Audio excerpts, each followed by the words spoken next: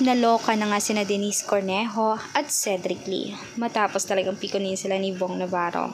In-interview pa sila isa't isa para naman malaman ang kanilang naging reaksyon. Tila makikitang napipiko na sila at hindi na sila umaareglo pa.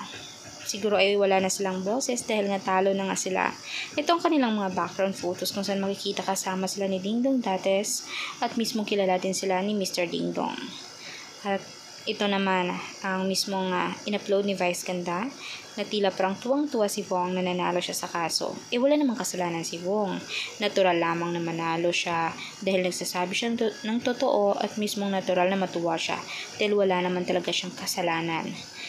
Umapila pa talagang ito si Denise at sina Cedric na nagbabaka sakali baka naman mas mapababa ang kanilang pagkakulong. Pero law is law. Kahit mapera sila ay walang magagawa yon dahil malakas ang ebidensya ng lawyer mismo ni Bong na nagtuturo sa kanila na sila ay nagsisinungaling at nag-iimbento ng istorya. Kaya ngayon, magsasanib pwersa ng lahat ng mga kapamilya at mismong mga kapuso dahil suportado nila si Bong. Ito naman talaga si Cedric Lee ay hindi magpapatalo kahit saang banda ay nakangisi. Siya lang ang kilalang kahit ikukulong na, parang masaya pa rin. Tila parang may balak.